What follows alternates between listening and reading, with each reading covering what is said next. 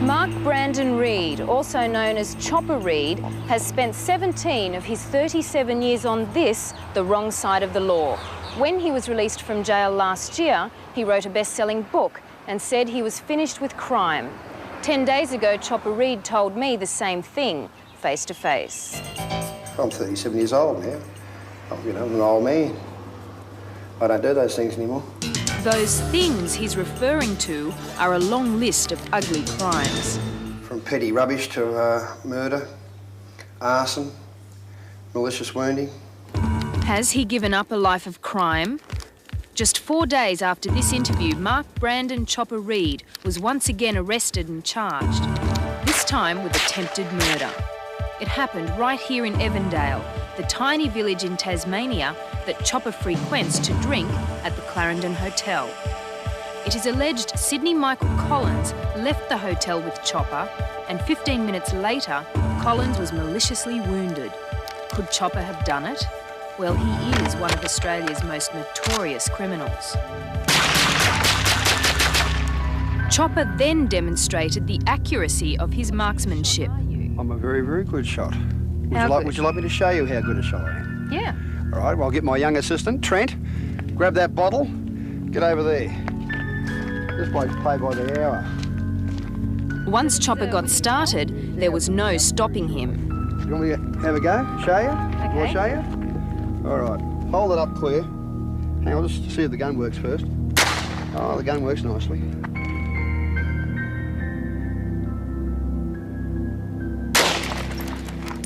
Yep, I'm a crack shot. So how long's it taken you to be a shot like that?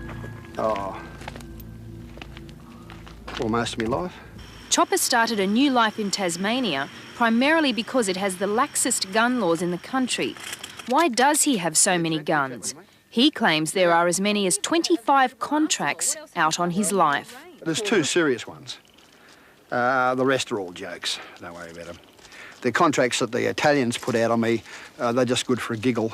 But it's not only for reasons of self-protection that Chopper insists on surrounding himself with so much weaponry. Because I have a great interest in keeping the rabbit population down. I feel it is my duty to keep the rabbit population down. I know a lot of human rabbits too. While in Pentridge Prison, Chopper alleges he cut off his own ears in an attempt to be removed from H Division. You don't have ears like Mickey Mouse, that's for sure. Can you tell us what happened to your ears? You're getting a bit personal there, aren't you? If I shot you in the kneecap, Renee, we're entering Logie territory.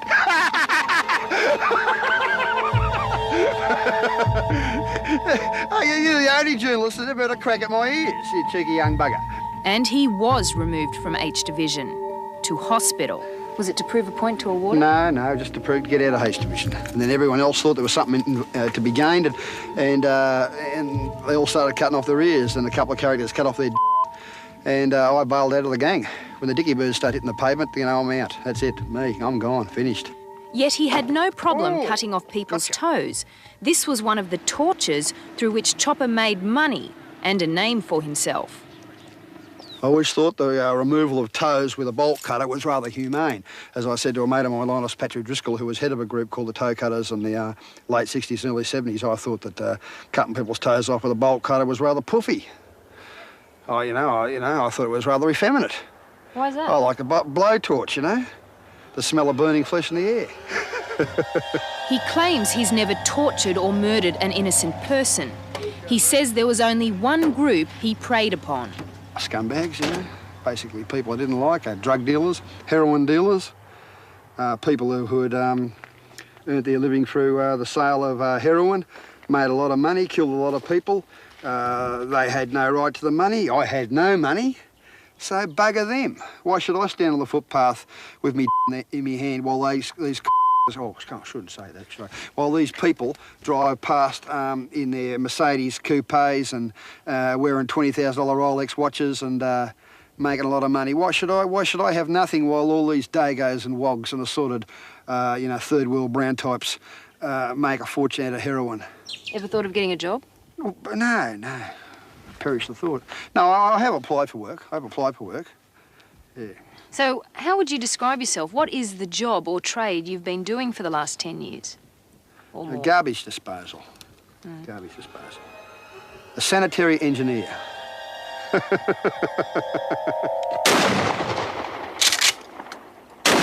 Tattoos are only part of the mutilation of Chopper's body. I got stabbed with a 8.5-inch butcher's knife here. What for? Oh, well, you know, this, all sorts of things. Twice there, ice pick straight through the heart there, Stanley knife across there, Stanley knife across there, Stanley knife, Stanley knife, Stanley knife here, bullet hole here, ice pick here, Stanley knife. He's even tried to remove some of these tattoos with a blowtorch himself. The blowtorch was also his preferred instrument of torture. It's reasonably easy. He just takes a flame, a foot, take the shoe off, give it a tickle. Like me to show you? I'd prefer it if you explained it. Ladies and In his gentlemen, heyday in the Melbourne criminal underworld, Chopper played Russian roulette with a loaded gun for fun and money.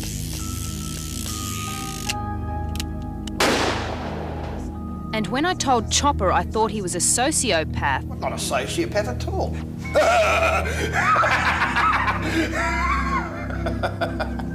Nothing wrong with me.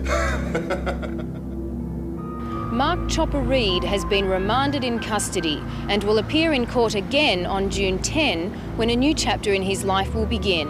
What you've just seen is only part of his story.